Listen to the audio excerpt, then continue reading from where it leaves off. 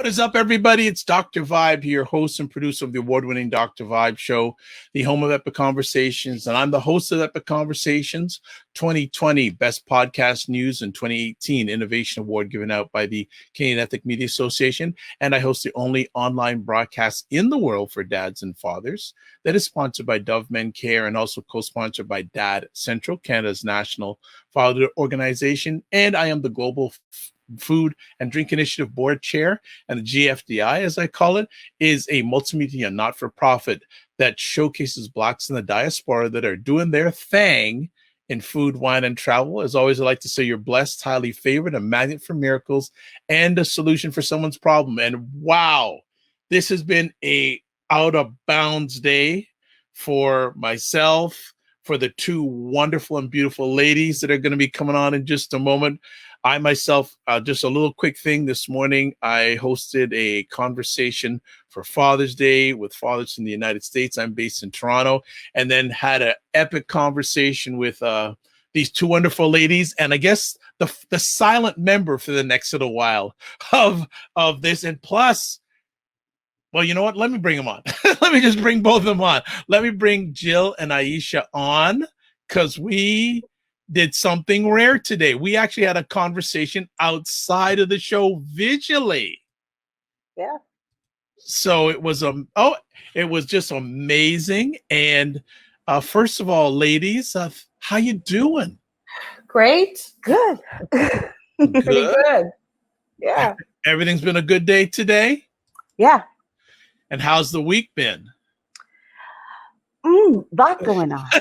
Fast. Everything. There were things that happened this week that I honestly kept going. It happened this week. I thought it had, was like a week ago or something. So yeah, it's been fast moving. Yes. Gotta absolutely. keep up. Well, before we go any further, for the last few weeks, we've been pondering and asking our community, and hey, our community that's watching live and also watching the replay, we were looking for a new name, because like I said, back in, this is, you know what, this is an anniversary for this, because back on June 17th, 2019, this is the first time these two ladies graced this platform. So it's almost like it's a 2-year anniversary, almost to the day. And we said, you know what, we need a new name. And thanks to Jen and thanks for Chris with some suggestions. And then today we got together and we got a new name. It's now called State of Things with Aisha and Jill. That is the new name, people. And we've got another surprise coming up for you halfway through that we're not going to talk about. You're going to see, but they just...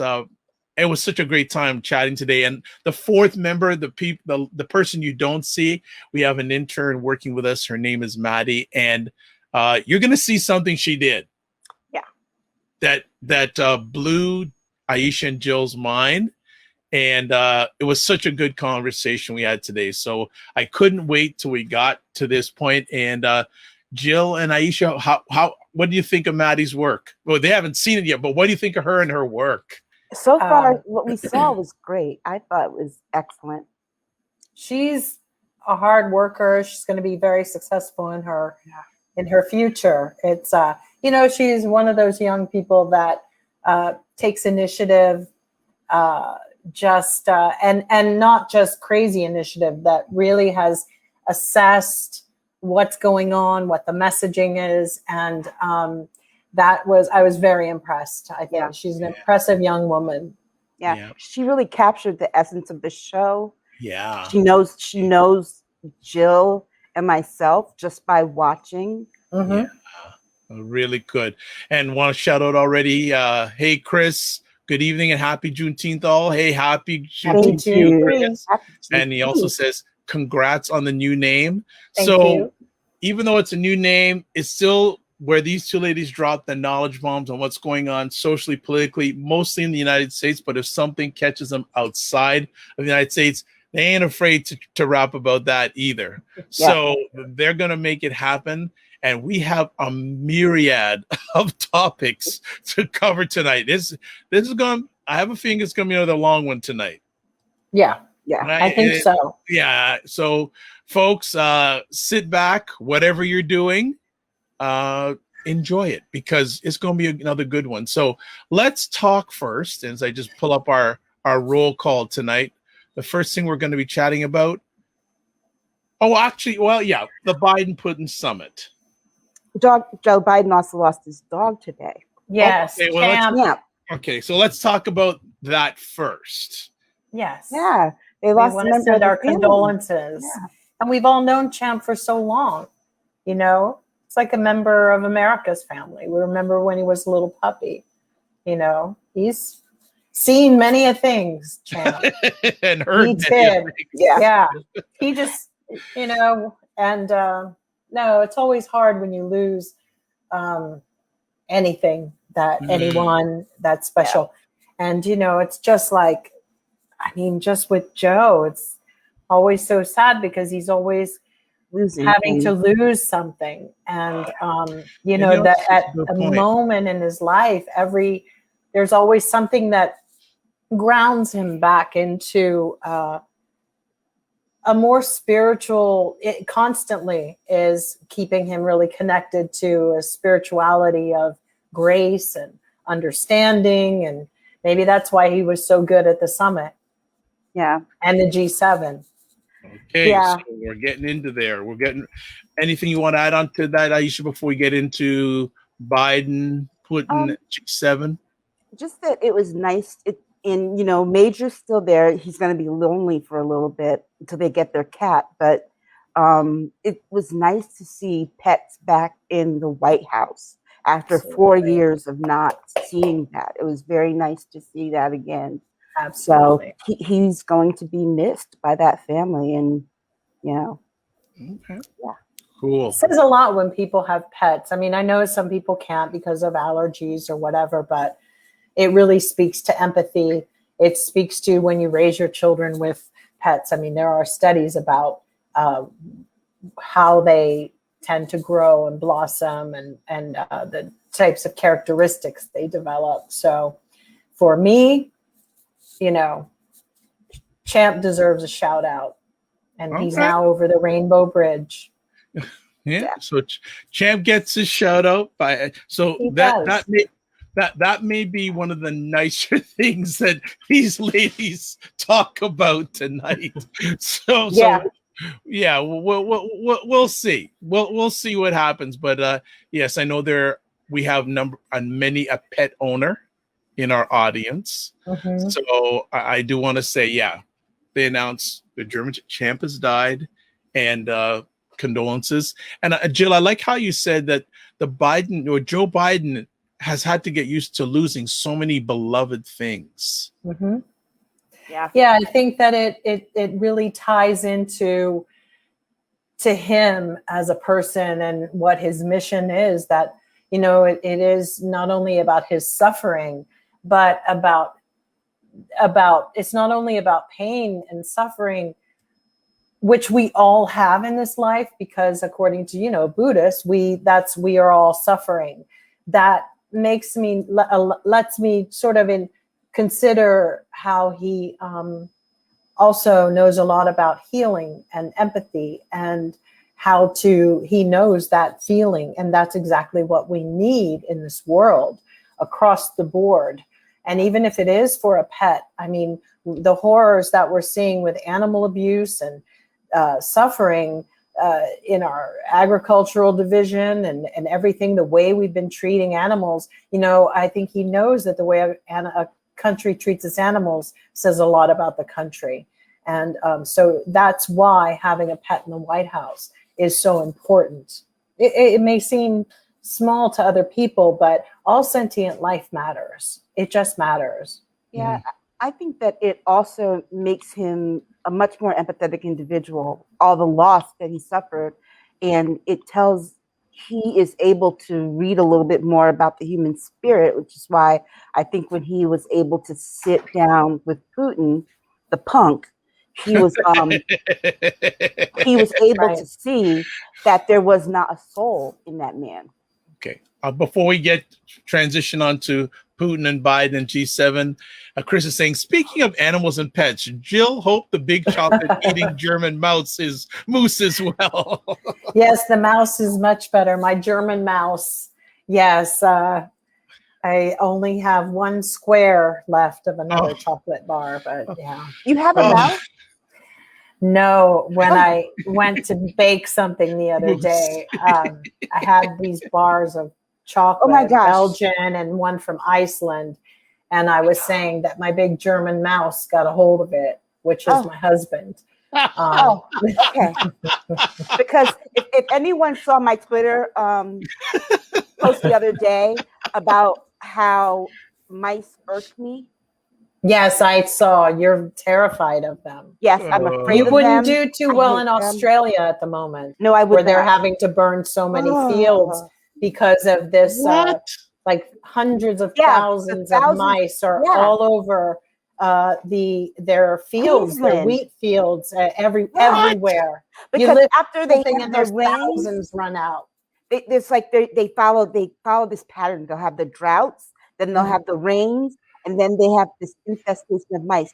So this one man was trapping mice in like his barn, and there were like the first night he trapped 7,000. The next night was 3,000. How many? With his cat killed 3,000. Yeah, his cat killed 3,000 in one night. And so now he averages about 3,000 a night that they catch. Yeah. Okay, let's move on. Yes, I can see Aisha wants us to move on. And Chris also says about isn't it wonderful to see pets back in the White House? It speaks volumes about his character. Agreed. Totally. All right. Speaking about punk.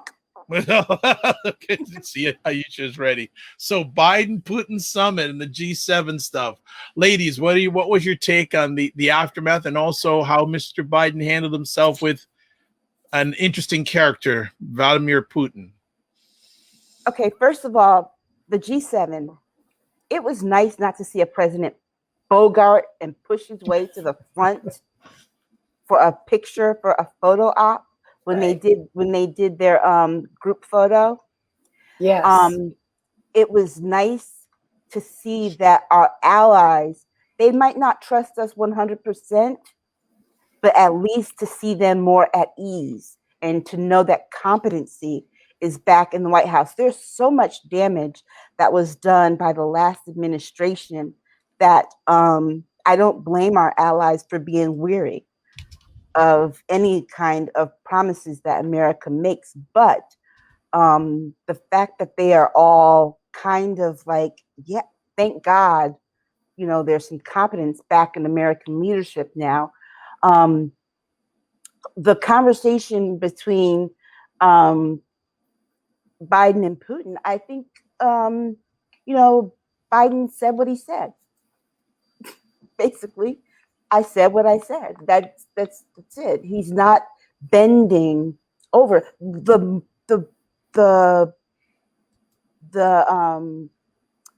bigger part of that story, I think, is the fact that the Republicans at home,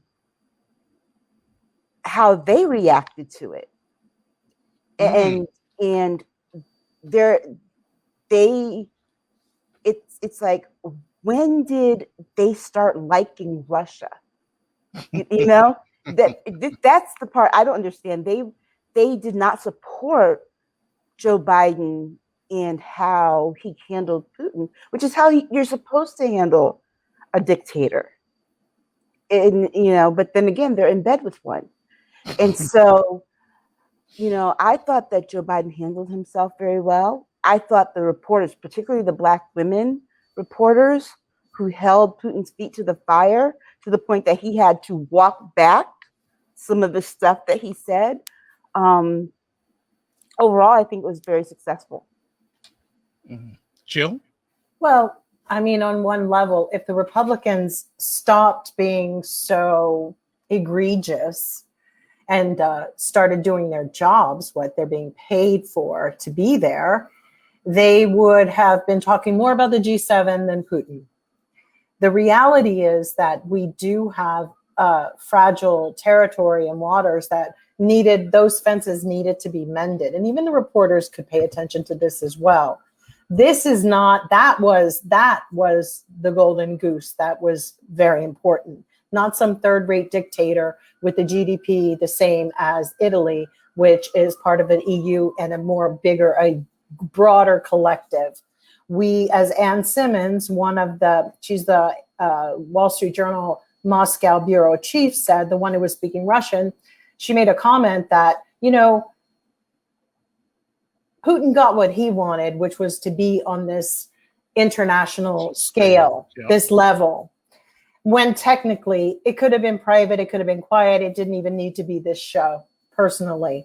It just didn't. And maybe that's a part of, you have to put people back in their place and not always take the dance card.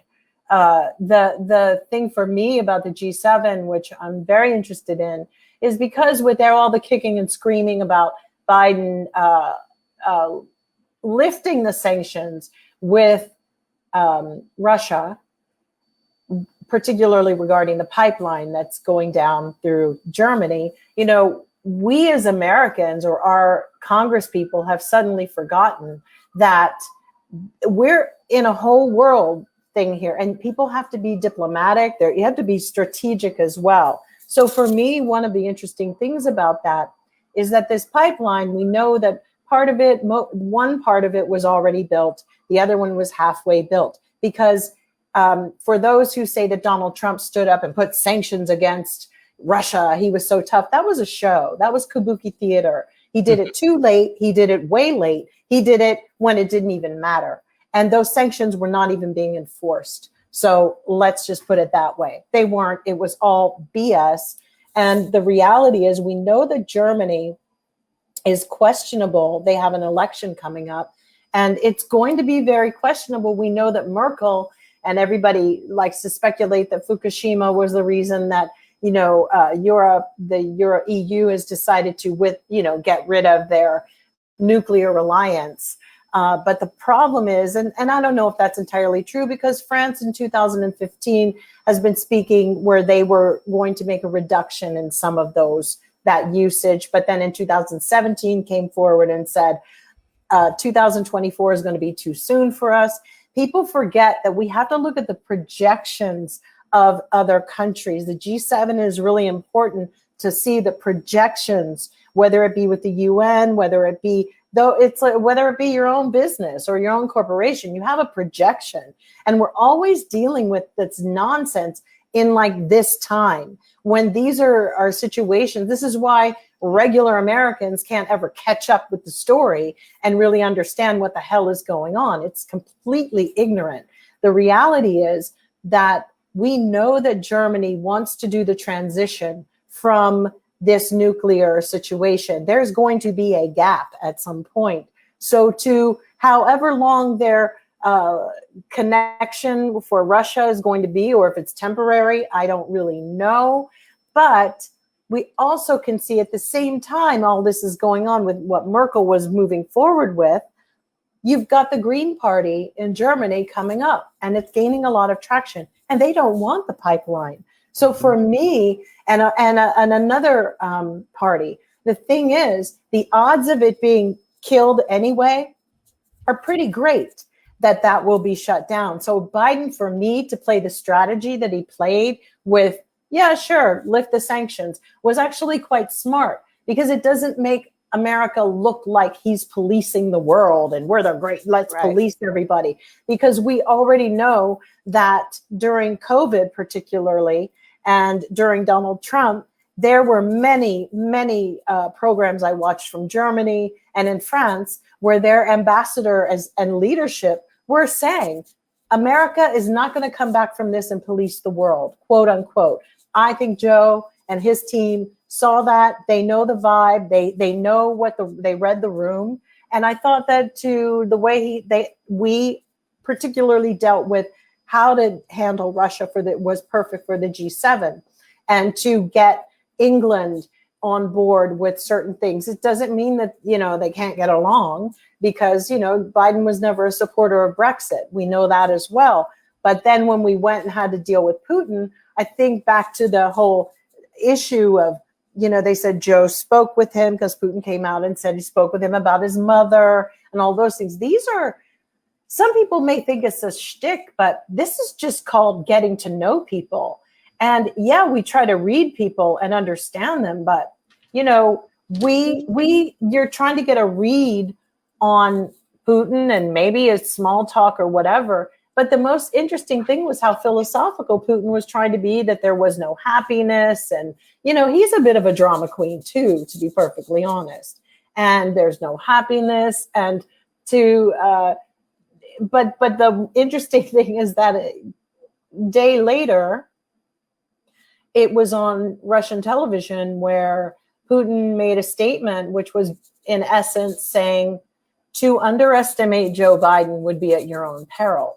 Because he said that all the whole picture that had been portrayed, particularly by Trump, this dementia, this senility, it doesn't exist. He said it was like he's sharp and very detail oriented. So for all the other leaders who think that he is, this guy who doesn't know, he's like Lieutenant Columbo. Okay, honey.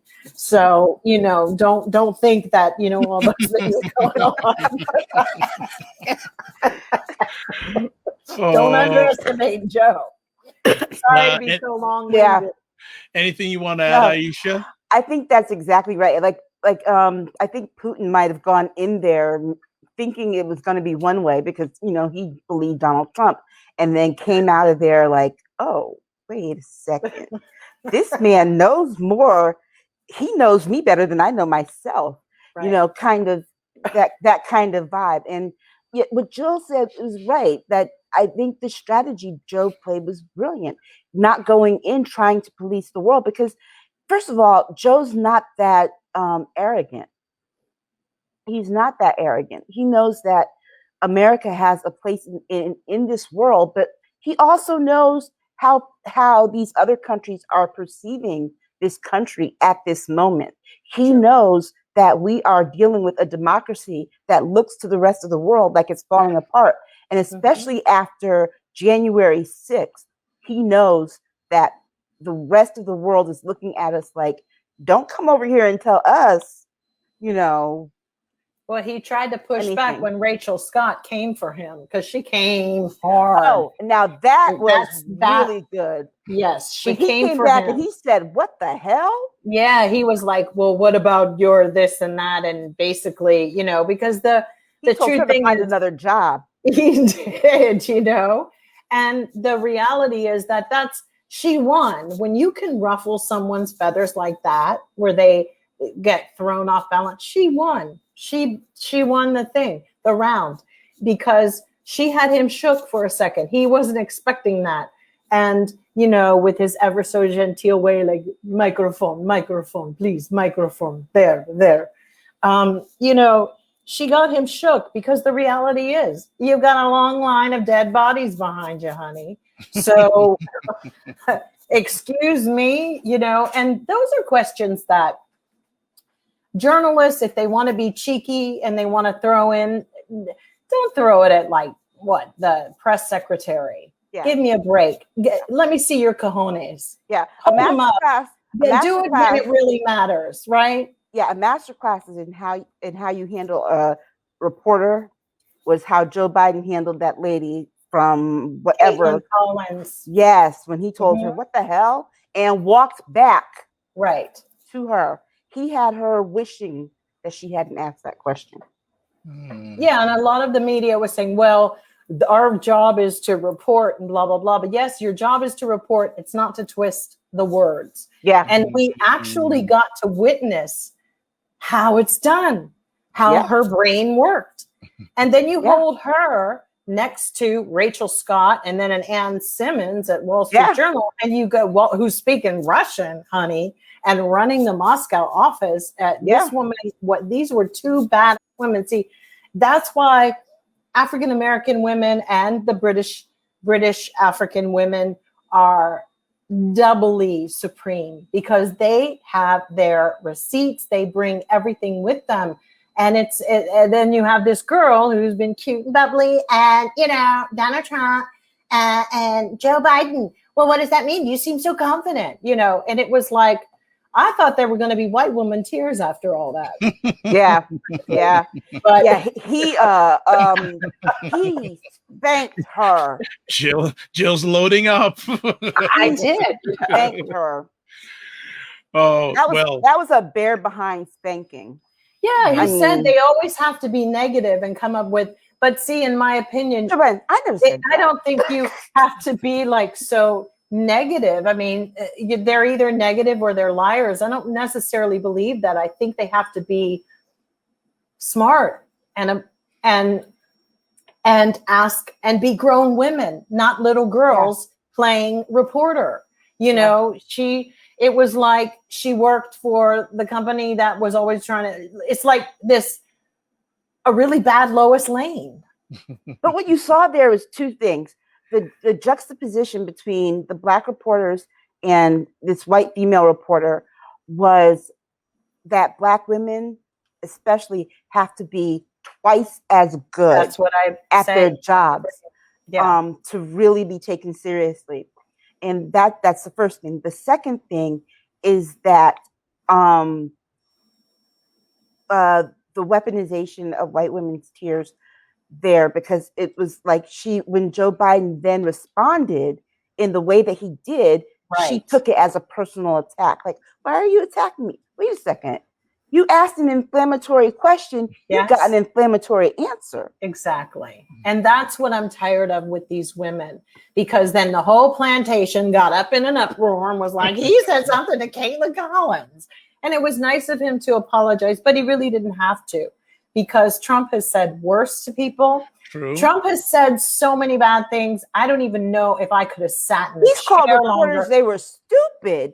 I would have gotten up and we would have had it out if he didn't have, his little backup. But for real, that was personal. He went personal. And I would have been equally as personal. But Joe Biden, to say you're confident, it's also speaks on a generation of young people who expect everything immediately. And I made a comment on my Twitter, which was like, I hope they ain't dating, because these are the type of chicks that date you once and God forbid you even sleep with them. They think they're going to be married to you.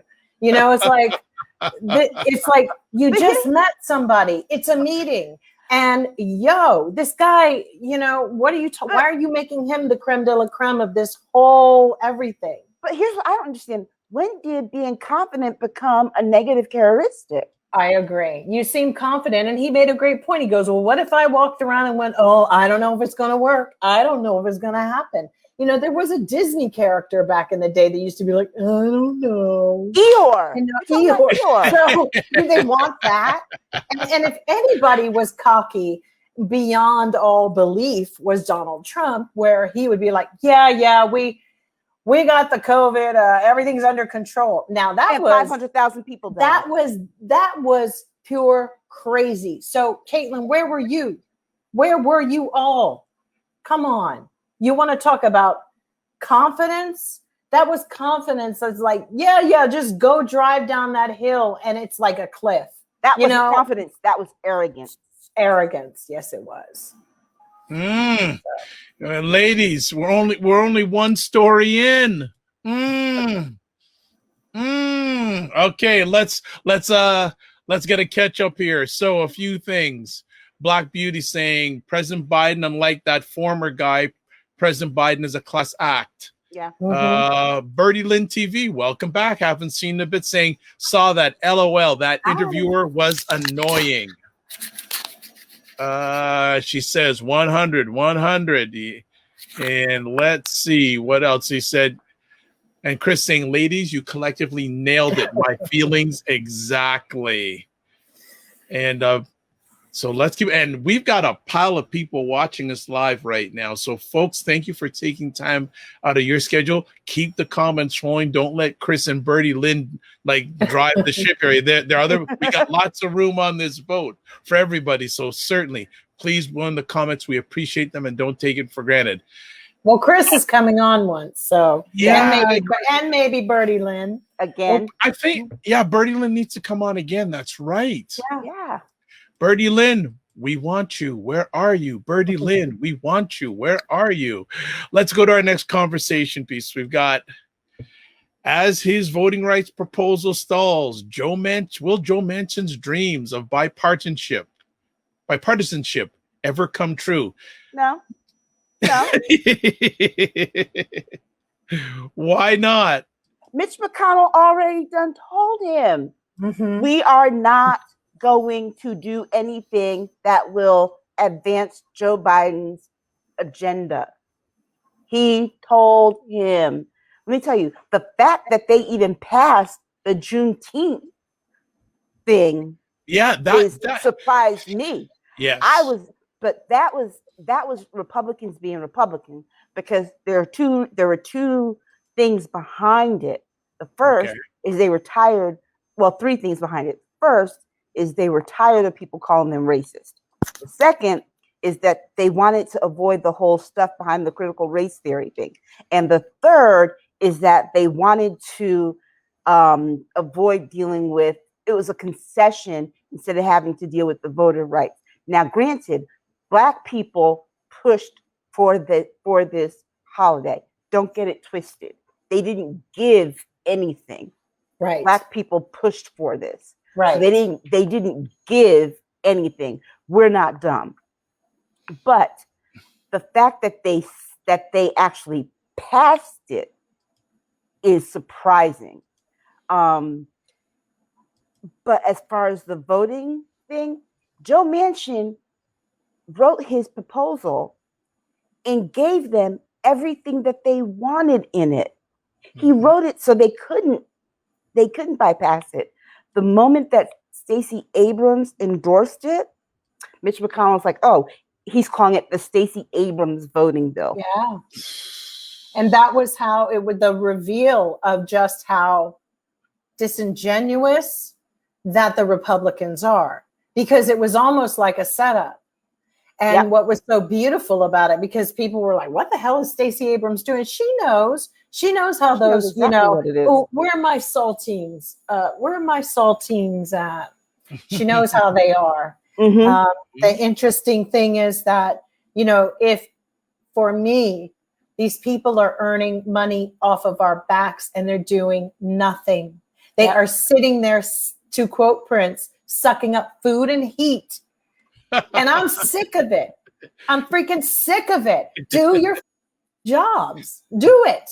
But don't block everything that goes on. Because you didn't want Stacey Abrams to say anything.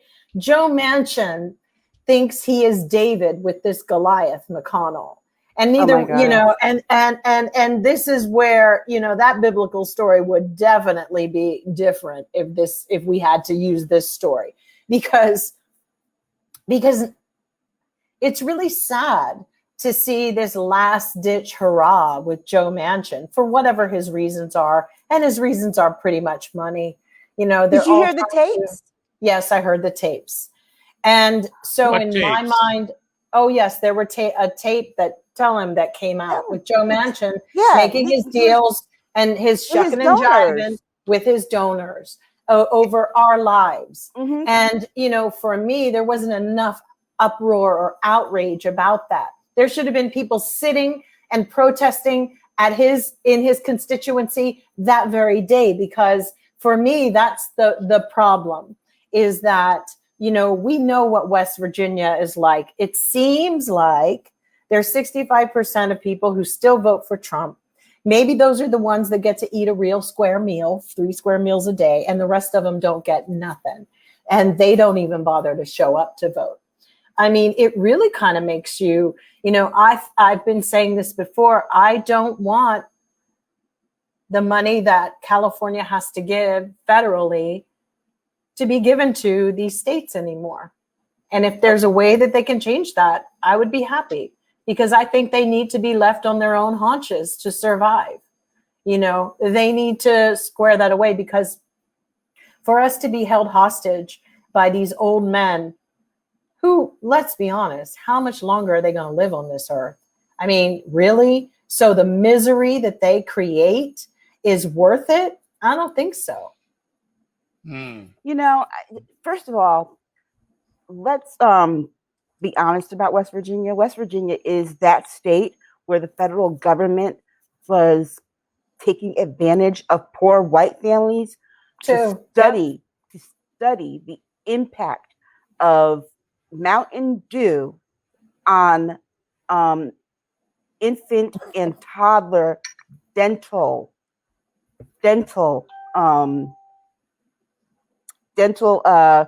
care by having the mothers give the babies Mountain Dew in the baby bottles. Okay, so this is the kind of thing that was going on in the poor white areas.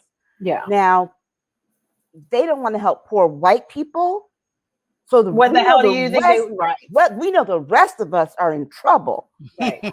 Absolutely. Joe Manchin. Here's the thing. This is how we know this bill. This is all wrong. The bill gave Republicans everything they wanted, and they rejected that. And they rejected it. So they said they're not. They said they weren't going to vote for it before Stacey Abrams got behind it. Stacey Abrams is no dummy. But here's the other part. Joe Manchin, back to the lead, Dr. Vibe. He told his donors, go get these Republicans, these friendly Republicans to vote for this. To vote for this, because he's trying to make bipartisanship happen. So the rest of the Democratic Party doesn't come to him and say, "See, we told you, Joe. We told you." Because guess what? We told you, Joe. It's not going to happen. It's not going to happen. This is not a party that wants bipartisanship, because bipartisanship doesn't get them votes. They want the partisanship. They need the partisanship because that is what their voters and their supporters vote on. They vote on the partisanship. Right wing, they're not right wing people for nothing. Right.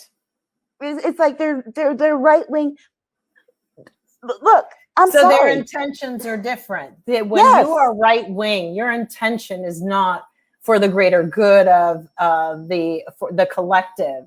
It's about the greater good, and you will suffer and not eat beans and hash and whatever else they eat. Or get your gun. They eat their guns. They will do that. They think that's the patriotic way. Yes, they will be poor, broke, have $1 in their bank account.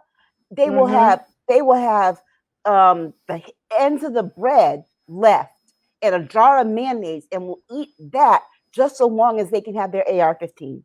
Because if it means that, Black people get to have anything, they'd rather die. Exactly. They'd rather starve. It's really that simple. They would rather die, and they'd rather their children died. Yeah. Oh, I want the government to stay out of my Medicare. Meanwhile, Medicare is they're government. all, what? Then let them kill themselves on the opioids. I mean, who cares? Why spend federal money even to combat that? I mean, if they hadn't, maybe we wouldn't even have a West Virginia anymore. I'm being facetious, but I'm being very facetious. Let's just catch up with the comments from our wonderful community.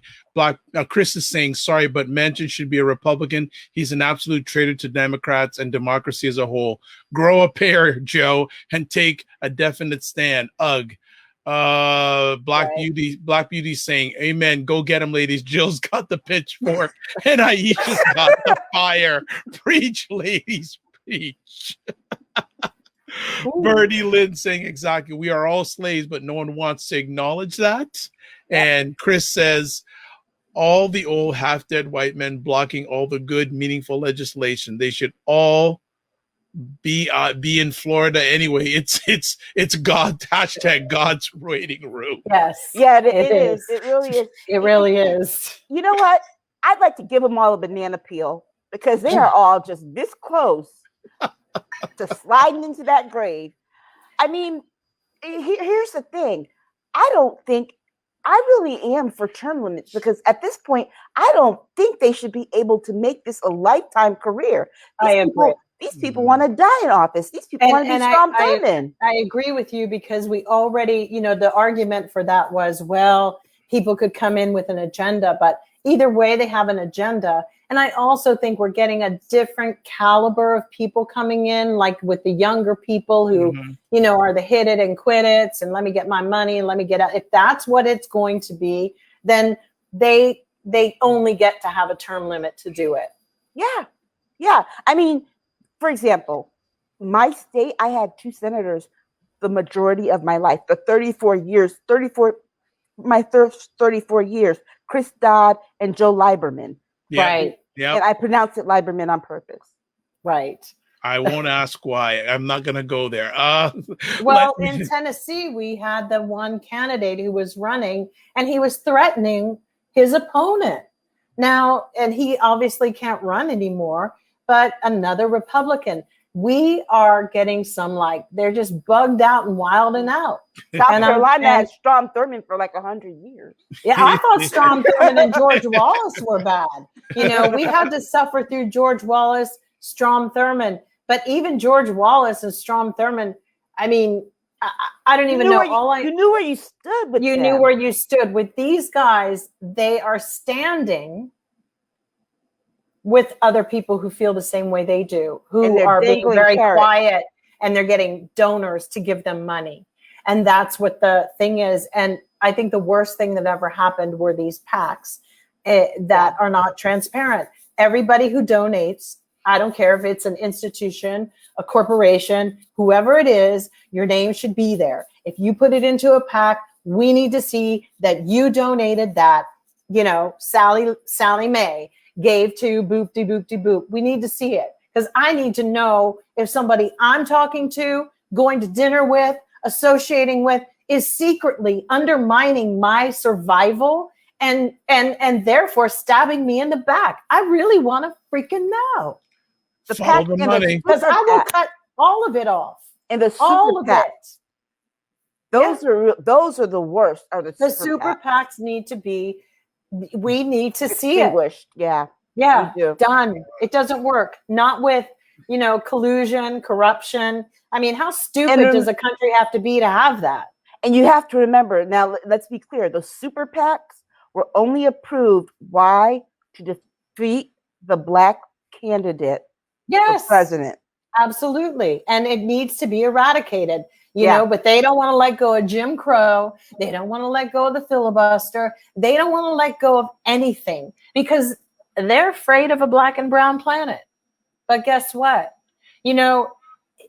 I'll save it for one of the other topics that we're going to go into. All right. I'll save it. All right. But no, bipartisanship. Okay. And Bertie Lynn says, receipts, please. Yeah. So let's move on to our next conversation topic. It's indirectly related or directly related. Georgia removes 100,000 names from voter registration. I think that goes into the same thing that we're talking about. This is what they're doing. I mean, they're so.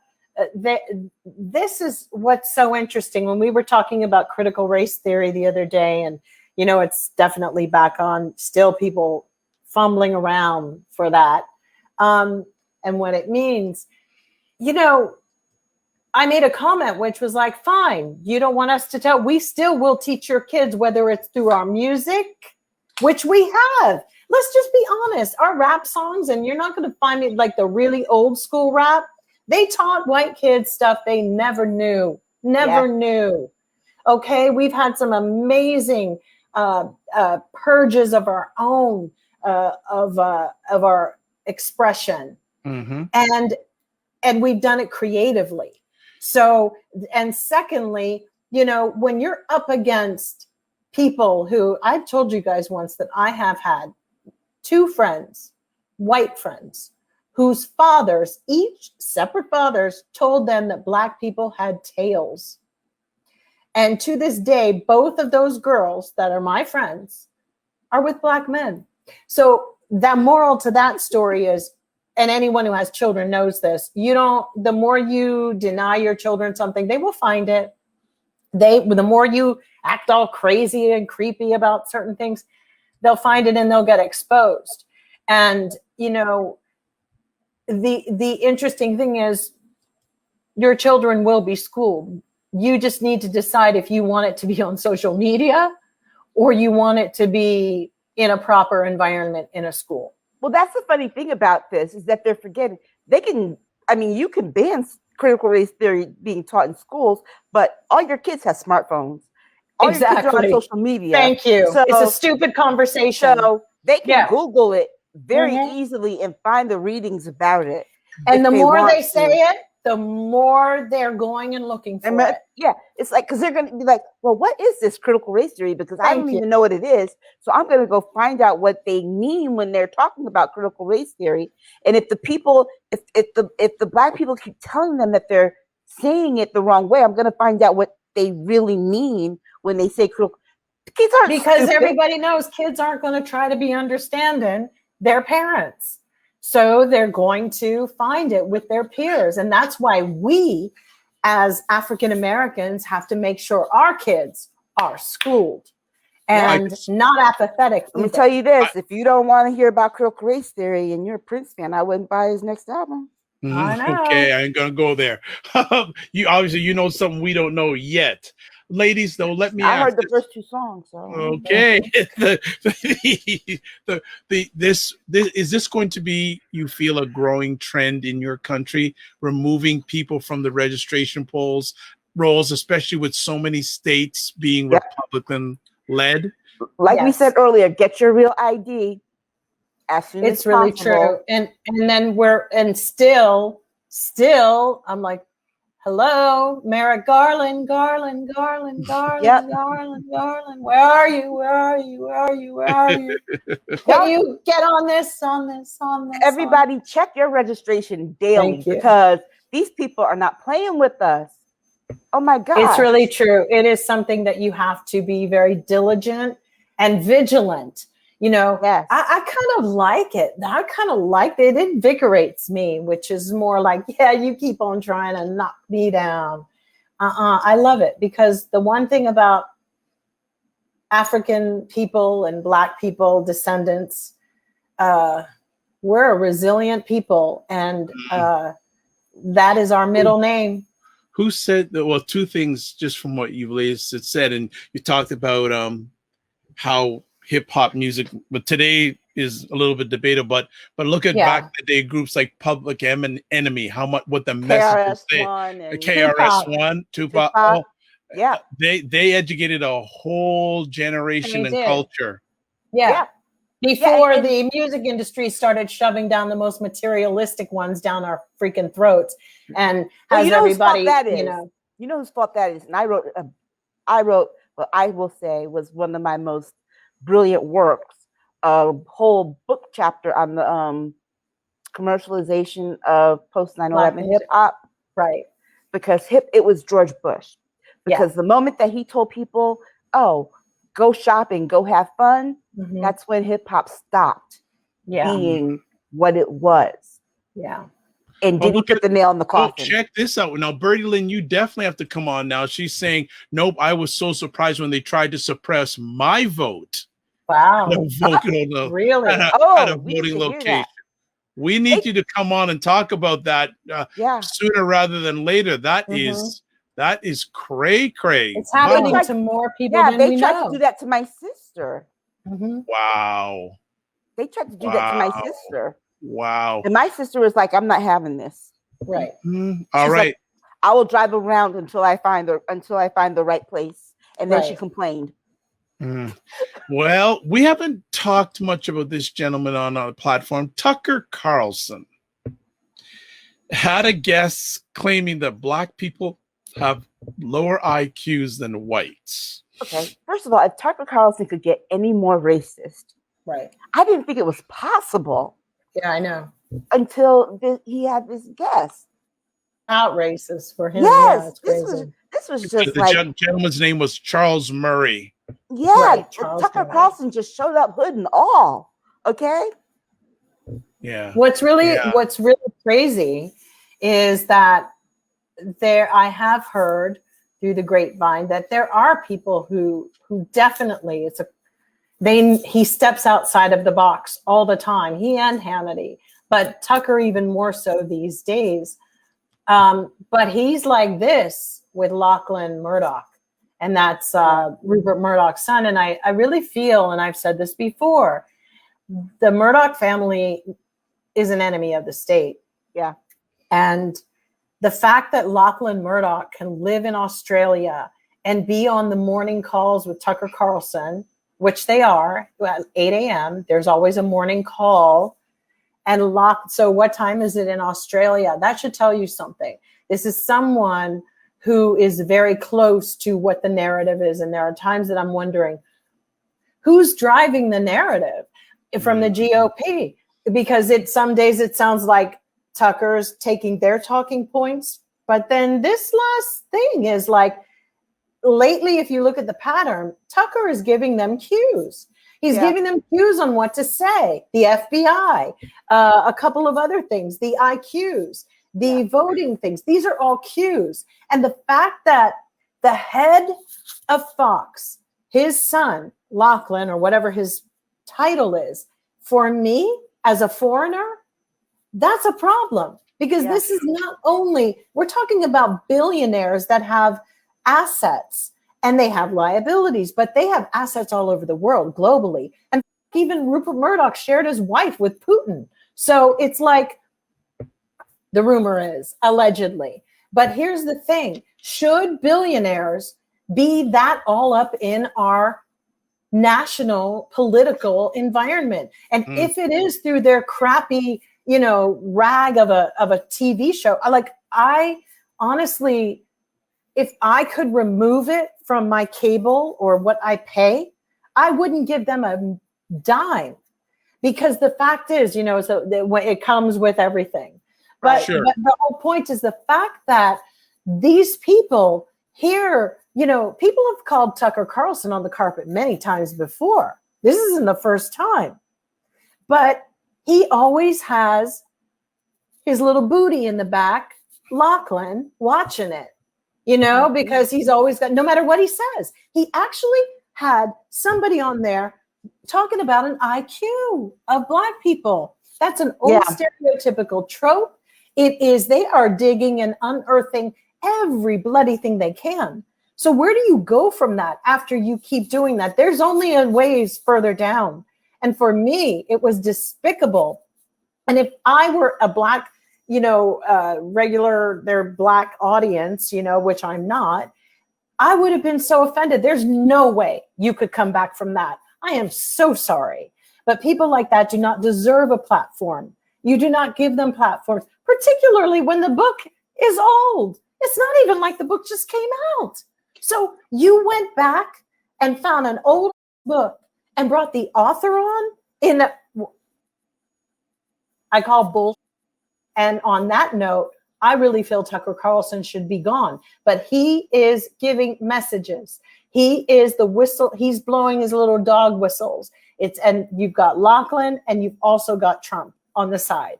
And that is why we have to stop billionaires from having this much power. They are destroying our planet. And well, here's my take on this. And this is all connected directly to this fight against teaching critical race theory. The idea that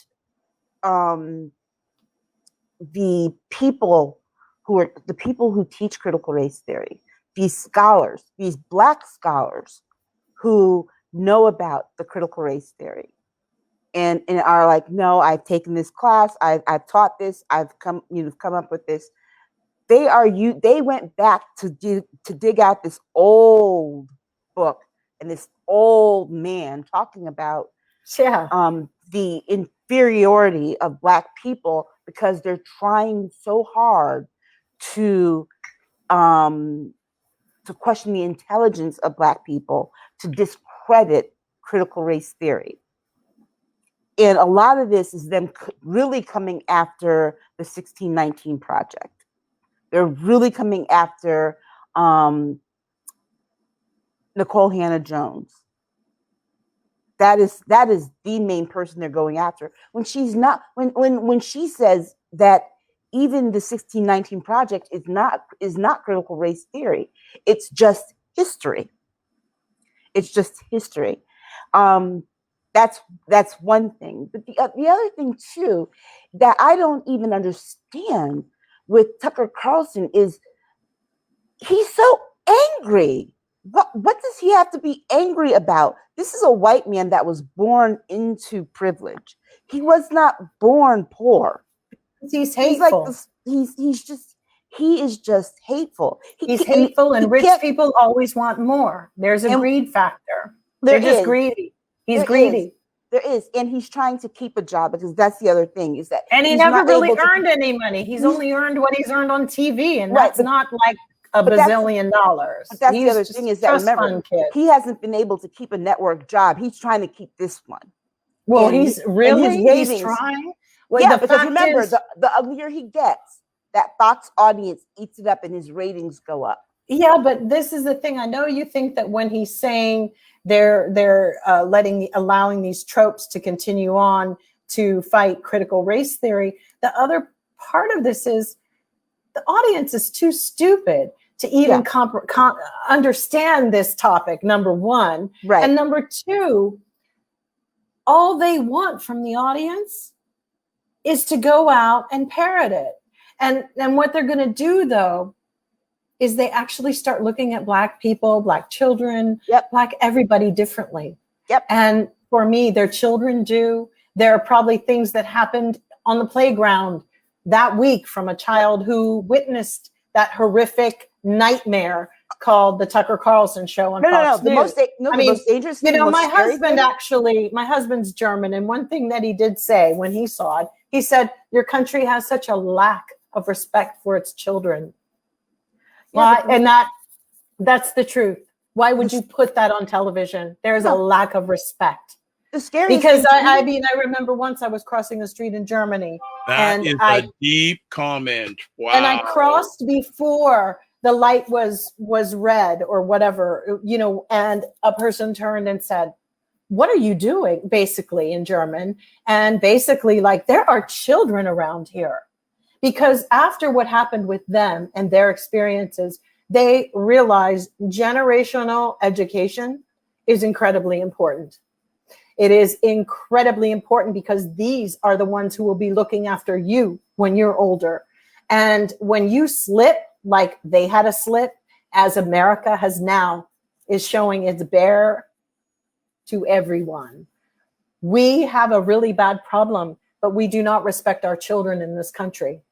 And I'm not talking about PC, all this stuff. I'm just talking about respect, and people are allowing people like Rupert Murdoch and his nasty family and all of them to poison your children. So you might as well get up and get a bottle of whatever and just, what? Because that's the metaphor that's happening. But I'm not really worried about the white children who see that. I'm worried about the white teachers who teach our Black children who see that. I'm really worried about that because when you think about Aisha, we can teach our kids online. Yeah, I know. Here's the thing. All we need is international Black network. Yeah. And we can teach our children if they don't want us in that school. I know. Maybe we don't want them there anymore. It's not that hard. But I'm talking about even our schools. 90% of teachers are white women. And you know what? Here's the other thing in this country. We have people who do jobs because they can't find another job. Exactly. And it doesn't mean that they actually love it. Exactly. So that's a big, just on a level, that's what we have in this country. We have people who do, and they're not happy doing it. Yeah. And waiting until they retire. 90% of teachers of our children. And the craziest thing is when you retire, your lifespan, and if you do absolutely nothing, is short. People die within like the 5 years that they've retired. Yeah. It's known. So it's so interesting that that's the goal. That's the end of the race. Oh, I'm going to retire and I got my money and blah, blah, blah. And it's really like, talk about limited thinking and short-sighted people. But people are taking jobs that they may be qualified for, but they're not suited for. They're not teachers. Being a teacher is a special people want to teach. They're special. And it's no different than somebody who's a surgeon, but it's something that it's a calling, and they care, and they're, and we gotta, support our teachers much more so that the really bad ones get weeded the hell out. And let me clarify that statistic before someone has a fit. 90% of the teachers of our children are white women. Okay. Yes. That's what I meant. All right. So we're going to take a quick little break, and we're going to do it break-wise really, really nice. Actually, let me just pull it up here. Yeah. So we're going to take a quick little break, and let the ladies take a glass of water or whatever. Shot of whiskey. And so we're going to come back and after the break and talk about what's going on in the religious areas in America with Catholics and Joe Biden, Southern Baptists, and what's going on there. So hold on tight. You're watching State of Things, the June 19th edition with Aisha and Joe. Juneteenth edition. Yes, Juneteenth edition. Yes. With Aisha Joe. We're back in just a moment. Here we go. So, ladies, what is going on? Just that he needs to get it together. Sick of that. I am sick of it. Something is seriously wrong with you. Why is he still there? She shouldn't be near Congress. You need an exorcism, because I don't know what is wrong with you people. It was so powerful. And I really wish everybody would stop bowing down to this. What is he talking about? This makes no sense. They know they are not the oppressed party, but they love being the superior ones, and they want to flaunt it. So it was always made political, particularly for people of color and the LGBTQ population. We end off every episode with the cockroach. This episode's cockroach. Everything. Everything? All the things are going on. All the things? Mm-hmm. So for everyone there, that is the new promo for State of Things with Aisha and Jill, done by our dear fourth member, the unseen member, Maddie has done it. So I would love to get your feedback on it. Hope you liked it. And more things to come from the wizardry of Maddie in the next little while. So I just want to catch up in regards to the last conversation topic. Birdie Lynn has a few comments saying, not even the most Republican Black people should accept that statement. I wonder how what Candace would say. We're not going to Aisha behave. All right. Why do we have to call it critical race theory? Why can't we just call it truth? Yep. Birdie Lynn again, hateful history. And she says hateful. She's going 100. She is all over what you ladies just talked about in regards to this Tucker Carlson, critical race theory, etc. So I just want to interject one thing when we're asking why can't we just call it what it is, which is truth. But we have another big problem in this country with just what the bloody definition of something is. The other day, I'm talking to somebody, they're going on about Antifa, and you're trying to say what Antifa would stand for. And we have this thing where we've changed the definition of words. And that is also a very Hitler thing, by the way. That was actually something that the Third Reich worked on, and changing left and right is left and this and that. Because what happens is it creates a lot of confusion. And we've even done it. I mean, slang is one thing, but we're talking about words. Yeah. And then it's like you got a woman walking by in a red dress, and they go, and there she goes in that lovely red dress. And it's just the psychology. And please, people, if you really want to know some of these psychological twists, read Edward Bernays, read Freud's nephew's work, and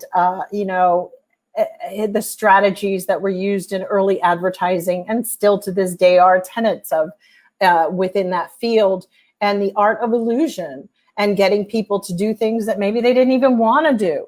It's really, it was also, I think, Himmels or Goebbels, one of them, loved Edward Bernays' books. So, you know, the whole point is we have to have a definition. If it's critical race theory, we're speaking about when Aisha gave the definition of what it is. We need to embrace these things. These are actual jobs that people go out and become a sociologist, or they're studying that. I mean, I often had said, wow, if I knew about that when I was younger, I have such an interest in all of these things. I might have gone down that road and not been a singer. Exactly. Yeah. I mean, we have to get back to calling a thing a thing. Exactly. That's it. Yeah. Oh, so here is kudos saying the promo was well done. Good job by T. Stevens. Thank you. And Birdie Ling TV saying so well done. So we're going to pass it on to Maddie. Actually, we'll message her after the conversation tonight. So let's go back to our roll call conversation topics.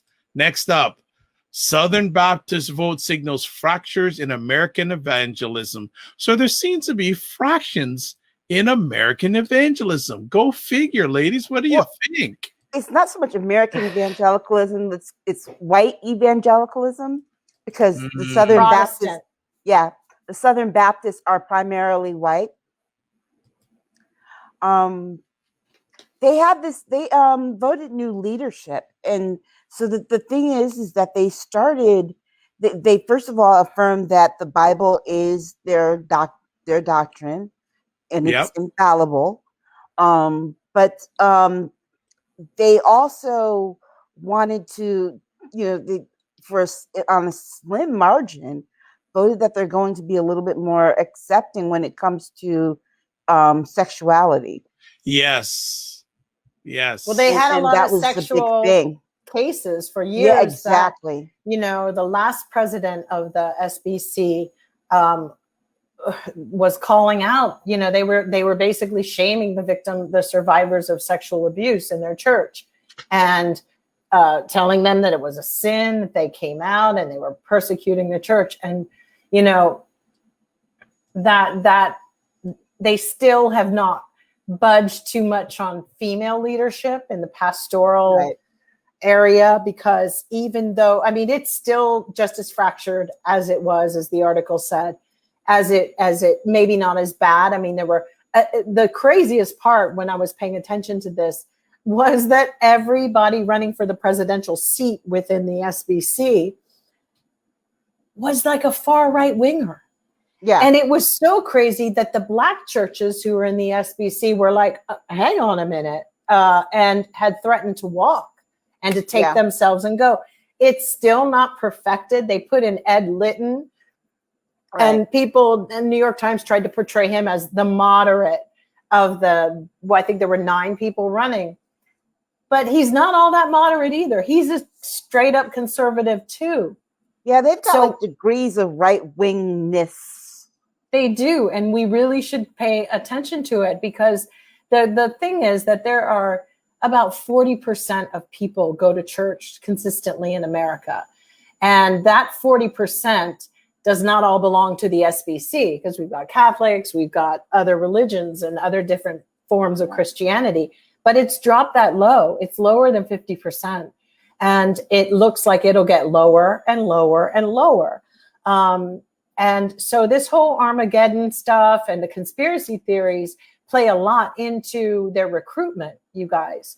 It helps them to up, the ante and get these people hanging on through their, if they're 20 years old, then they'll get them at least to 40, and then they'll have a moment of like, that was some bullshit. When is the world ending? I've been sitting up here for 20 years and it didn't end yet. Right. And then those people will drop off or whatever. But people tend to want to use religion to control their children, to give them some kind of traditional thing. But because so many things are unraveling in America at the simultaneously, it's going to be very interesting to see. And what's happening with the SBC is really curious, because you have the Black division, you had the right wingers who basically were saying, walk, we don't care, we don't want you. Mm-hmm. That should not be overlooked. they should still think about that, because I don't think you should be somewhere where people don't want you unless it's your house. And yes, they're fighting over this whole their goddom, but the reality is some of the Black churches were saying that, you know, God was revealing and purging his church, but they still have so much to do, particularly with women and this whole being subjective to your husband and whatever. I was talking to someone the other day, like, well, what if you are married and you're both Christians and your husband is a jerk and he goes to church and he's fine and he's nice. You're supposed to, and he sins every single second, all crazy stuff. Why would you subject yourself to him? Why would you submit to him? And, you know, that's a thing for me. I mean, I don't think that the church provided an outlet for women who were victims of domestic violence and sexual abuse. And frankly, with all of the churches, I think they all could do better. And then the Catholics now talking about excommunicating, using for their communion to put in because of abortion, and it's all U.S., you know, popes, priests, and whatever against Joe Biden.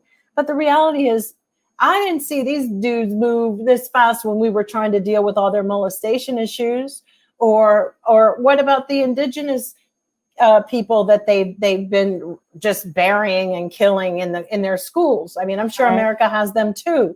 So, but they want to come about the abortion things, and a lot of this, to be honest with you guys, they have weaponized Christ, and that's what Pastor Dwayne McKissick was talking about, where they have weaponized Jesus Christ and are using him for a white national platform. And now the Catholics have jumped in to get a little bit of cream on the side for themselves, because it's like, well, let's catch the runoff that doesn't want to stay in that church. So, you know, it's a lot. It's all political. They've all politicized their existence. Frankly, that could change if we make them all pay taxes. Yeah, I agree. The thing about this is that I think the Black Baptists need to walk. I agree. They clearly don't want them. They want the SBC to be a white evangelical conference. They want, because the thing of it is that their goal at this point, their mission at this point, isn't about serving God. It's about influencing the Republican Party. They are one of the biggest donors to the Republican Party. And in the article, that is what one of the leaders of the church said. That's what one of the pastors said. We gave like $250,000 to this candidate. And it's like, what? So what? So you want what? That's ridiculous. So yeah, I think the Black Baptists need to walk. But you're right, that they are politicizing Christ. And now we're seeing, which is going to be our next topic of discussion, that the Catholics are now doing the same thing. There's no reason for what they're doing other than to just be contrarian. That's politics, you know, they're all in there. And frankly, they need to get rid of that Christian breakfast, in my opinion, too, because not everybody in America is a Christian. And secondly, you know, you don't have to pay fealty to them either. We've been dealing with them for a long time. And now we dealt with it with Donald Trump, because he knew that was a weakness. That dude's Christian as much as my head looks like a banana. Okay. You know, it's like ridiculous. So Chris is saying, so great to see the separation of church and state has held up so well. Yeah, right. What a joke. Well, here's a real joke. Here's the funny thing. The idea of separation of church and state in our Constitution is actually laughable when the people that came over here were the craziest Christians ever, the brownest. They really were nuts. And they came over essentially to start a Christian country, but wanted separation of church and state, came over for religious persecution and then persecute other people Yes. based on their religion, starting with Native Americans. Wasn't it Robert Brown who started the Brownist movements? And then at the end of it all, he was like, Yeah. these are so crazy. I think I'm going to go back to the Church of England, Yeah. you know? And then Queen Victoria, I don't know if it was Victoria, but one of them went, thank you for getting rid of those. Okay. Thank Yeah. you. They're America's problems. And here we are. These are the descendants. Yeah. And then they came in and tried to change the Native Americans and their religions, Put them in the orphanages. you know, and tried to bring them to Christ. Yeah. Oh, and they've been doing that all over. The Jesuits went down to the Amazon. They started making people feel ashamed of being naked, where they didn't have a problem with it, but American people sure have a problem with nudity. They can't even go to a nude beach in France. If you take a regular American dude, they're like ogling. They're like so weird. Or go to a sauna in Germany where it's co-ed and your American friends are just like freaked out and looking at everybody's private. So rude. It's so uncultured. And it's like, they're just so, they're not comfortable, not only with other people's bodies, but their own. They actually, did you guys see that there's a guy who's running for councilman in New York, and it came out of pictures of him doing S&M and BDSM. Okay, and let's move on. Wait, but he came out and he said, he goes, these pictures should have never come out, but I don't care what you think. This is what I do. So, Wow. you know, people have all sorts of stuff going All on here in right. America. Well, let's get out of the saunas and back into the conversations here. Right. So Bertie Lynn is saying we knew God before they brought religion. Yeah, I mean, the Zoroastrians as well in the Middle East, same thing. But we took everything and started calling it pagan. And now, as Aisha said a few moments ago, let's segue about U.S. Catholic bishops. Okay, steps towards possible rebuke of Joe Biden. For what? Now here's the thing. The only reason they're doing these are Republicans doing this. This has nothing to do with the Catholic faith. Because guess what? Joe Biden's been Catholic his whole life. Joe Biden's been Catholic when he was in the Senate. They didn't try and rebuke him then. Joe Biden was Catholic when he was vice president. They didn't try to rebuke him then. This is about Donald Trump. This is about the insurrection and trying to take over. This is what it's about. It's about the Republicanization of the U.S. Catholic Church. That's all it is. It's politics, and it's stupid. Jill, anything you want to add on to that? No, the Catholic Church is just, out of order, and we need to rebuke them continually, especially the United States ones, for molesting children and not being charged properly and being thrown in jail like they should have been, and to be paying taxes. Yeah, it's like it took you all those years to deal with the child molestation. Yeah, and they Catholic jump, Church, right? But you're jumping It's ridiculous. Jumping on Joe Biden like this. Come on. Hopefully the Pope will look at this and be like, okay, why are these guys starting the problems? But the reality is attendance has dropped a lot for a lot of churches.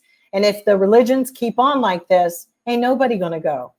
Nope. Except a bunch of crazy people. But it does make you lose a little bit of faith in any of the actual organized religions, I'll be honest, because we were talking about paganism on one I mentioned, and it makes you think like, how do we even know now? I mean, everything is so distorted. We watched how the Republicans twist words every day and everything's twisted. What do we really know anymore? So it makes you become very, you just won't go. You won't go to the mass during Christmas. You just move away from it. It's not special. They've decided to get, to do this. And it's just not cool, particularly considering how Catholic Joe is. The fact is, religion doesn't have religion, as Chris said, separation of church and state. Let's keep it like that.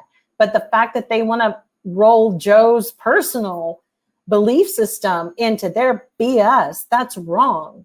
And we've got 330 million people in this country, and not all of us believe. There are many who don't. What about the atheists who don't believe in God at all? I mean, I'm sorry. It's like, stop it. They've overstepped, and they've all worn out their welcome. All of these religions, personally, in my opinion. And full disclosure, like I told you guys earlier, I am ordained, which is just funny, right? This is funny, and I believe all of this. That's why I am a non-denominational ordained. Their works, pastor. Judge them by their works. I'm judging, Exactly. and I'm sorry. It's telling me everything I need to know, Yeah. and it ain't good. Yes. All right. Bertie Lynn is saying, rebuke the wall of silence on molesting children. Absolutely. Exactly. All right. All right. Well, it's June 19th. There's a number of things going on this day, but let me just catch up. Just had some more. And Black Beauty, for God's sakes, he's our president, and it's his job to represent all people of all faiths. Separation of church and state. I agree. There you go. Very good. So one of the things that is being celebrated today, World Sickle Cell Day. And it's something that doesn't get discussed enough. I actually hosted a conversation last Sunday about it, and something that needs to be addressed more, especially in the Black community. Ladies, any thoughts on World Sickle Cell Day or sickle cell at all? Yeah, shout out to my friend Jennifer Moore, who she lives with sickle cell disease. And, I met Jen back in 96, and she was 20 at the time, and she wasn't supposed to live past 21, let alone have children. And she's got 4 beautiful children. And so she lives with it. And I remember the first time that she went into crisis when we were at school, and just, I was like, what's going on? She's like, I'm in crisis, because I have sickle cell. And it's just like that. She was the, I have a cousin who had sickle cell. She's passed away, but she was the first person that I actually, lived with, because we were right next door in the dorm, who had sickle cell. And it's no joke. It really is no joke. Constant pain, and she even still has constant pain, and just a lot of doctor's appointments and things like that. So it is a struggle to deal with, and blood transfusions and things of that nature. And it is something in our community that we really have to pay attention to. Jill, anything you want to add? Yeah, I don't think there's enough research still on it. I mean, with a lot of orphan illnesses, there tends to not be, and probably we should, not probably, we need to, we're now in a good place with a lot of the research and looking at just the success of COVID and what they're putting into, that we can see when people mobilize and get things moving, that we do make steps. They may be baby steps, but we do make them. And my cousin actually was diagnosed, one of my cousins, with sickle cell when she was younger. And for years, we were always told as kids, don't hit her very hard if you're playing, she could die. And, you're like 6 or 7, you're like, okay. And I remember, because I had a fight with her one day, and I punched her. And then I came home, and then my grandmother was like, you can't do that to her because she's got sickle cell anemia. And I was like, what is that? And so then it was, kind of freaked me out. But then, in a very weird twist of fate, or because she had a sister who had it and she died at a small baby. So imagine this agonizing pain, because the cells, if I'm not mistaken, are, sickle shape, and they sort of bump into each other, and it's just incredibly painful. So with my cousin, funny, either she was misdiagnosed with it, but thank God she doesn't have it anymore. I don't know if it was a miracle, but they may have misdiagnosed her was Ohio in the 60s. She might But have had the trait.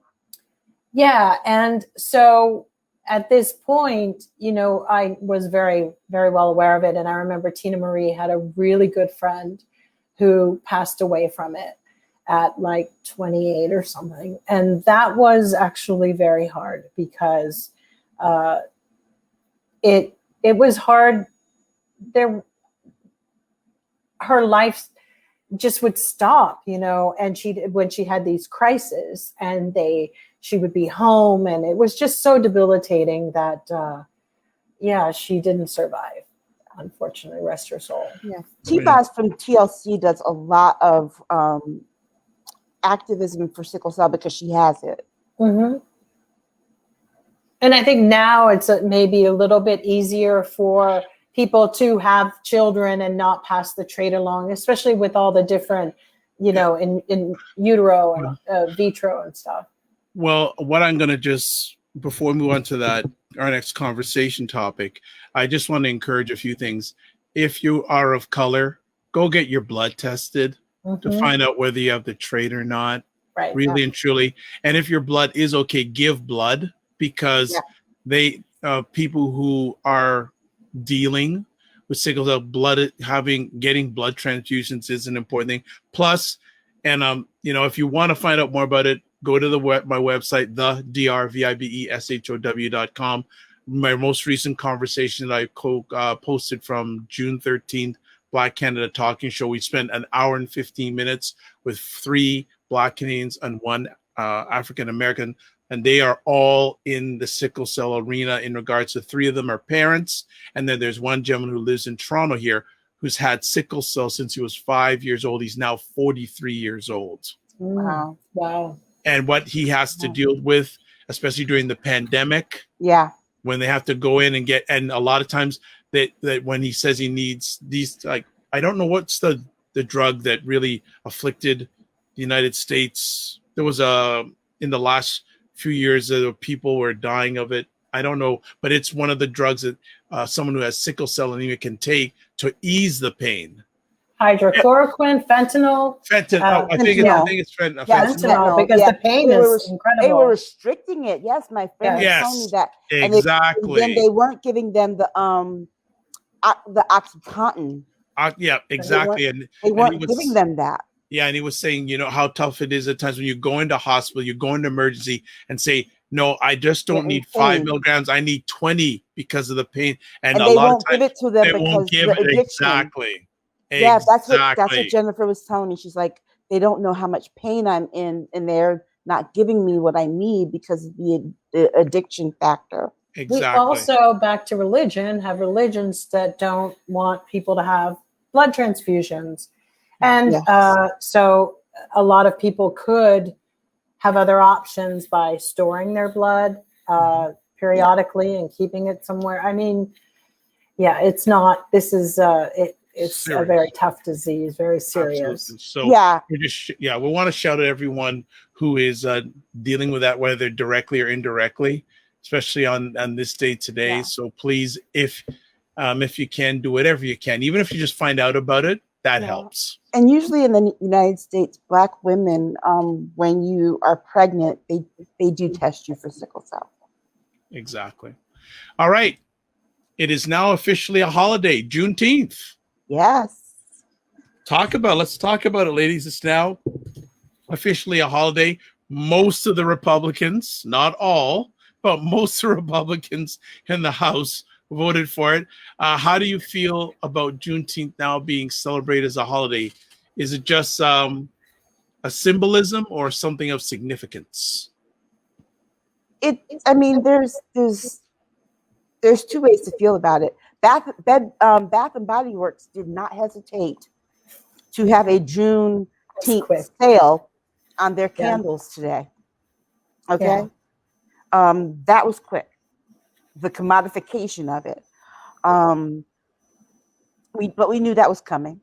They put all the pumpkin ones out and all the like orange and all those all the red, green, and yellow. And, candles out.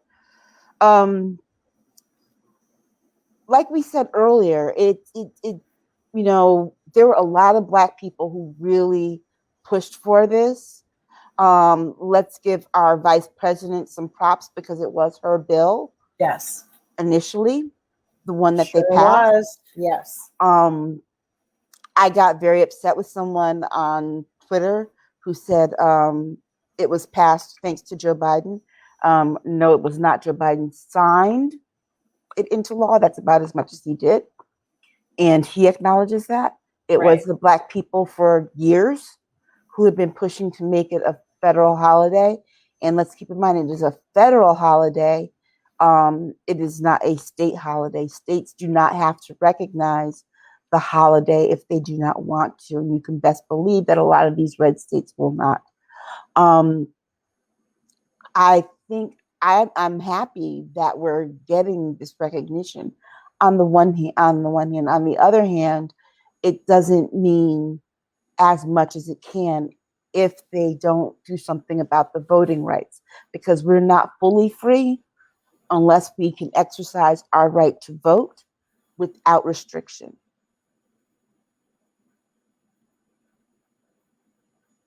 I agree. I mean, there's not much more to really say about it. I think it's a wonderful thing that happened. I think we're operating on a level of, synchronicity with karmically. I think everything is going as planned on a level, because, even water can wear down a rock.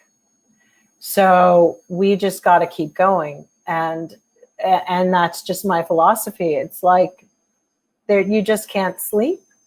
And I do believe that there's a re-education within the African-American population as well, for those who didn't want to recognize a Kwanzaa or somebody or Juneteenth or certain other incorporations that are coming into as a part of our African diaspora. And I think the more that we start to allow and extend everyone of African heritage, whether that be in the Latin sector or the Caribbean, all of the Afro in the diaspora, start to feel a deeper connection. And I feel that's what people are afraid of, because there is a unity and a solidarity in knowing that. I mean, imagine you could look on every single continent and go, wow, all the people who were really dark were persecuted. How crazy is that?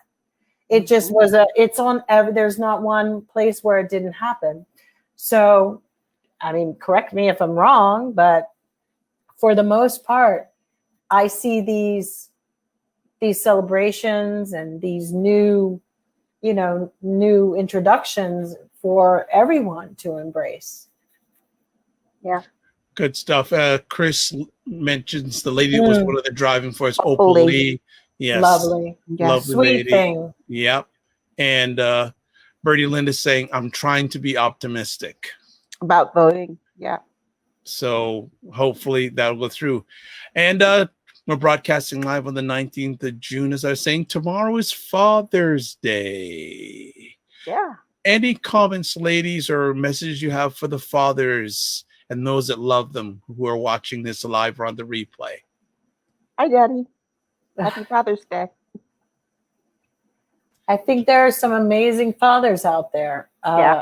Especially during all of this activism and seeing things, there are some great dads that are of all races on this too. There have been some good eggs I've seen teaching their children the best of the best things, giving them solid values. And then we have the worst dads. Donald Trump should have been that poster child of the worst dad in the world award. Talk about dragging your kids down. He was like did Tennessee Williams ever write a book about that? Sick dads, because it's just so yucky. But yeah, I mean, I think fathers, when they play such an important role, we've seen what they do with their daughters and when they're involved, and not just always biological. We have some great stepfathers and grandfathers who've stood in, and yeah, they should be celebrated because it is a changing time, and it's a moment for men to step back a little and allow the feminine energy and all that, everything, because you are part feminine as well, and male masculine energy, but allow it to this burgeoning force of your children, giving them the proper tools and arming them for what will come in their lifetimes. So I've seen some amazing stories and across the board, and it's a beautiful time on some level if we focus on some of the great things. There's an ad with a dad who's talking to his kids and he's deaf, and he's I love that. And I love that these things because people looking and peeking in the windows of people's lives. I don't want to hear about a bunch of alt-right white nationalistic people. I want to see all people of all races and colors and creeds together and enjoying each other. And that's what I still hope for people. So on that, I'll be optimistic. Yeah, this is my dad's first Father's Day without his son. That's tough. That's going to be a tough one. And then his birthday's July 4th. So my Father's Day present and birthday present is my presents for the month of July. So I will be broadcasting from South Carolina. Oh for that month. Okay. That will be that'll be some interesting insight, I'm sure, will be coming out of that. Mm-hmm. Yeah. Oh gosh. Well, no. Don't put yourself up for a candidate for anything now there. You behave yourself. You behave yourself. I will be in Miss Lindsay's backyard. Yeah, Miss Lindsay. Having a mint julep. Hopefully I don't catch the vapors. Yeah. And your fainting couch you need. Exactly. Mm-hmm. And Bertie Lynn is saying that is so beautiful. You're going to be spending time with your dad. Yeah. And so Bertie Lynn says, haha, we need you. Are you in South Carolina, Bertie Lynn? No, she's in Nashville. Nashville. Okay. Well, all right. So as always, we end off our epic conversations with the cockroach. So this episode's cockroach, I guess, is the country I live in. Canada. Jill brought this up, saying Canada for allowing the slaughter of horses. We maybe need to come and have you sing the national anthem of some of our games. Canada for allowing the slaughter of horses within Canada and the shipment of the horses to other markets to be slaughtered there. Jill, you brought this story up. Please talk to us about it. I had no idea. Well, I mean, like I said, we're living in a time where animal abuse is rife. It's everywhere, and people are being able to acquire these animals that obviously sometimes the Mustangs come, they're wild Mustangs, and each state, even America, gives them to people who they think are going to take care of them, and these animals are ending up in the slaughterhouses and glue factories for whatever little money. And it's unconscionable. It's unheard of. It's not even unheard of. It's just, I think my thing was to make people aware, and we have to kick back. And there's a petition about it, and I will be sharing it. And we need to fight back. It may be for Canadian citizens only, but Canada's been peeking its head a little bit, Dr. Vibe, with some ugliness. Canada, and Trudeau. I know. Like we need to put that border up, read that wall. I don't know, but it just ain't happening yet. But no, definitely in the last little while, this country has been exposed for some things that it should have been exposed of a long time ago. Yes. And a lot of times it's not exposed because we're right beside your country. And so your country gets so much of the attention, political wise, media wise, and cultural wise. But this country has its faults too. Now, that ain't meaning I'm coming down there to live. No, I wouldn't even. I wouldn't suggest it. Yeah. So just relax now, okay? I can't take it may be hot and humid up here, but what's going on down in the States, especially out west? Woo! No, which is why, for the most part, I was really surprised to see this. But there are still land issues, and there's still that whole side of agriculture and what they want to do, and moving animals around, and it's just the inhumane aspect of human beings. We cannot get comfortable with these kind of processes that are happening. We have gotten too comfortable with seeing a cow stuck in a garbage can from a dairy farm. It's unacceptable. And, and there has got to be consequences. For those lovely Christians out there, we were supposed to take care of this earth. And all we've done is destroy it and pollute it. And you got billionaires talking about going to space, and Jeff Bezos, go, never come back. I hope you get lost. Elon Musk too. You've got Jeff Bezos working people to death, because he's a Capricorn, and they always think that they can do the job better than anybody else. And I always say to a Capricorn, when they get that intense about work, because I've worked with a few, I'm like, then you do it yourself then. Because a Capricorn, you can never please sometimes. So when they get on their high horse, sorry for the pun, but this is what I'm saying. This is unacceptable what we're doing with animals and education on and finding better alternatives. And because of maybe our consumerism, the solution for everything is to just throw it away and throw it anywhere. And that needs to stop. We need to hold things precious and take care of them as best we can. And we need to show even our animals respect, because they, after all, are gifts from the universe or whoever. It's not acceptable. All these hypocrites on planet Earth. It's like, bye with that religion stuff. You got to show me with your behavior and your actions. Show me, or I won't believe a thing you say. Anything you want to end off with on top of that, Aisha? No, Jill said it perfectly. All right. So there you go. Another episode of Staggers. State of Things.